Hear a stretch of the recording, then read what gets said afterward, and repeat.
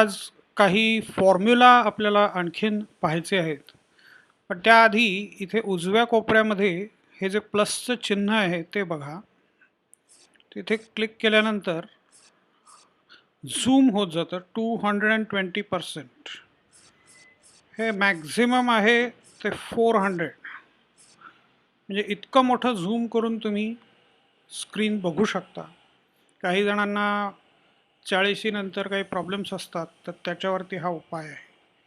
म्हणजे 10% पासून 400% पर्यंत. 10% हे अगदीच छोटं झालं.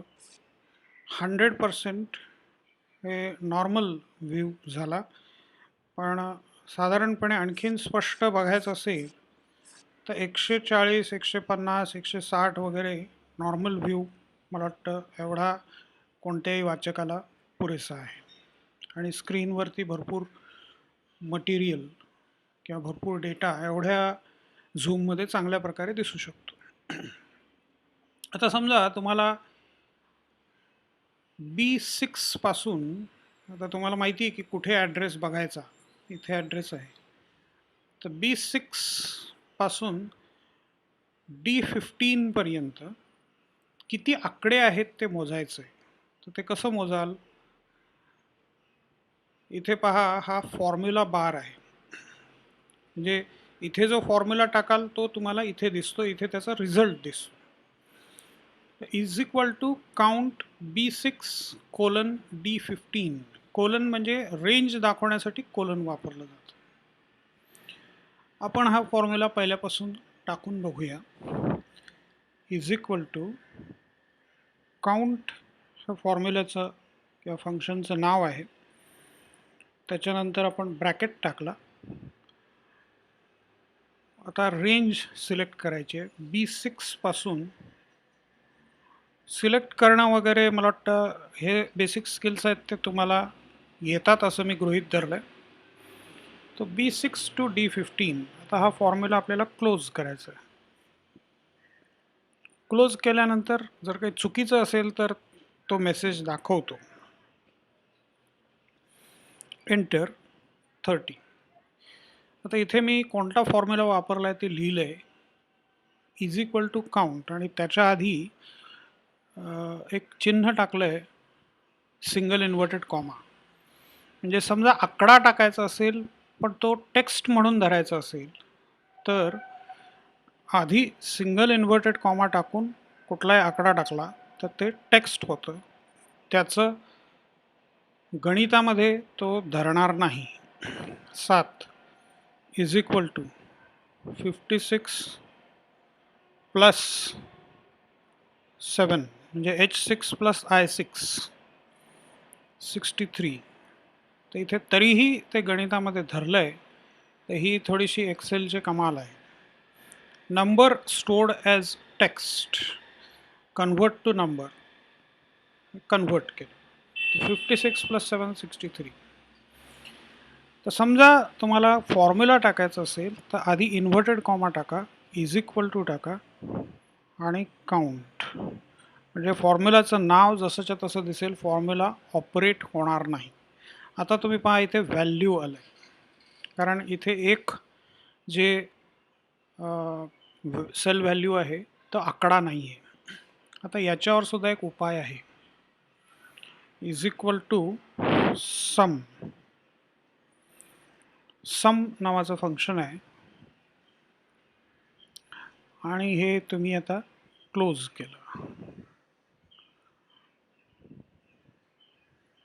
H6 plus I6. तर इथे पण तुम्हाला व्हॅल्यूच दिसेल. याच्याऐवजी इथे तुम्ही 8 टाकलं, सम आलं.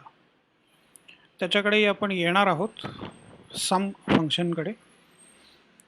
काउंट हे आपण पाहिलं. आता इथे काय केलं मी, B5. म्हणजे B5 ही हा सेल आहे. जरी तुम्ही मर्ज केले तरी पहिला सेल असतो त्याचा ॲड्रेस इथे दिसेल. हे 3 सेल्स एकत्र आहेत. तर B5 पासून काउंट करण्याचा प्रयत्न केला तर ते फॉर्म्युलामध्ये बघा B5 to D15 इथे होतं ते B6 होतं, इथे B5 to D15 काउंट तेवढाच येतोय, कारण हा आकडा नाही आहे, हे अक्षर आहे आणि काउंट फंक्शन अक्षर मोजत नाही. अक्षरांसहित मोजायचं असेल तर काउंट ए हे फंक्शन आहे. तर count A that is alphabet B5 to D15 आता इथे 31 आलं. आता काउंट इफ नावाचं पुढचं फंक्शन आहे, is equal to COUNTIF count if.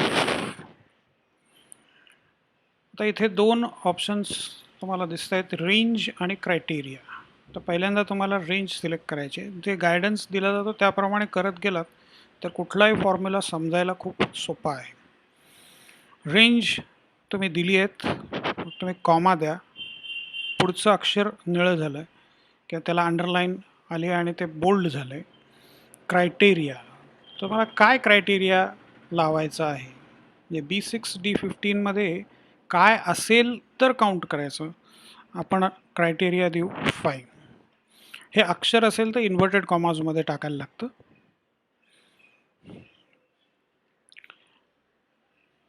पाच किती वेळेला आले आहेत एवढ्या टेबलमध्ये, तर 12 वेळेला आले आहेत. हे 10 वेळेला, हा 11वा आणि हा 12वा. आता हे समजा तुम्हाला हायलाईट करायचं असेल, पहिल्यांदा सिलेक्ट करा. इथे कंडिशनल फॉर्मॅटिंग नावाचं ऑप्शन आहे. Highlight cell rules. आता greater than, less than, between, आपल्याला इक्वल टू हवं आहे. Equal to, cell value equal to, इथे तुम्हाला कर्सर दिसतोय. मी किती सोपं करून ठेवलं ते पहा. ग्राफिकल युजर इंटरफेस याला म्हणतो आपण. इथे फक्त 5 टाकलं. फॉर्मॅट विथ, आता हे फॉर्मॅटिंगचे वेगवेगळे प्रकार आहेत, तर आपण जो डिफॉल्ट आहे तोच घेऊ. आणि हे केल्याबरोबर तुम्हाला दिसेल की जेवढ्या ठिकाणी 5 आहे तिथे रेड झालं आहे आणि 5चा फॉन्टचा कलरसुद्धा रेड झालेला दिसतो. याला म्हणतात कंडिशनल फॉर्मॅटिंग.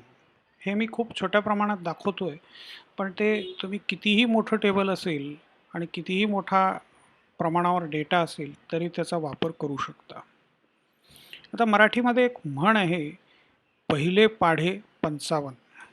तर ती म्हण काय आहे ते इथे थोडक्यात आपण बघूया. पहिले पाढे म्हणजे 1, 2,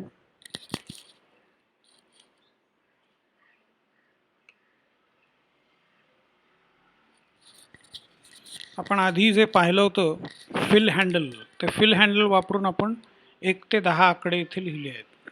त्याच्या खालच्या सेलमध्ये कर्सर घेतला आहे. आता फक्त इथे क्लिक करायचं आहे ऑटो सम. आता या ऑटो समच्या बाजूला एक तुम्हाला ॲरो दिसतोय छोटासा, ड्रॉपडाऊन ॲरो. तर हा ड्रॉपडाऊन ॲरो क्लिक केल्याबरोबर कोणकोणते सम्स किंवा कोणकोणते फंक्शन्स आहेत, ॲव्हरेज आहे, काउंट नंबर्स आहे, मॅक्स आहे, मिन आहे आणि मोर फंक्शन्स, म्हणजे फॉर्म्युला बिल्डर म्हणतात याला. तर हे किती फंक्शन्स आहेत ते तुम्ही इथे बघू शकता. म्हणजे एक्सेलचा स्कोप किती मोठा आहे तो तुम्हाला इथे दिसेल. म्हणजे एक एक फंक्शन्स तुम्ही चेक करत गेलात तर तुम्हाला एक्सेलचा आवाका लक्षात येईल. फंक्शन्स किती आहेत ते स्वतंत्रपणे हेल्पमध्ये जाऊन तुम्ही बघू शकता. डेटाबेस फंक्शन्स आहेत, टेक्स्ट फंक्शन्स आहेत, स्टॅटिस्टिकल फंक्शन्स आहेत, इन्फॉर्मेशनच्या संदर्भात फंक्शन्स आहेत, मॅक्रोच्या संदर्भात आहेत, इंजिनिअरिंगच्या संदर्भात आहेत, क्यूब, कंपॅटेबिलिटी. म्हणजे एक्सेल मला असं वाटतं की सर्व फीचर्स पाहणारा किंवा वापरणारा क्वचितच असेल. तर आपण इथे आत्ता फक्त ऑटो समवर क्लिक करूया. रेंज दाखवली आहे आणि खाली फॉर्म्युला पण दाखवला आहे. हे सगळं ऑटोमॅटिकली होतं आहे.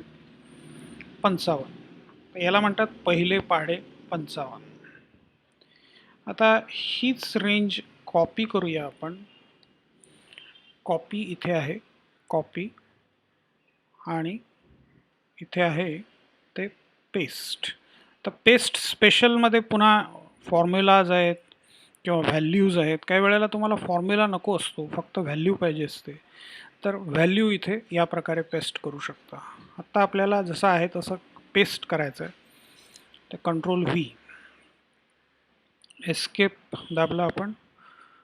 आता इथे ऑटोसमच्या ऐवजी ॲव्हरेज करूया. तर ह्याचा ॲव्हरेज येईल 5.5. Control V, third line. आता काउंट नंबर्स, म्हणजे हे नंबर्स किती आहेत ते बघायचं आहे. तर हे 10 नंबर्स आहेत.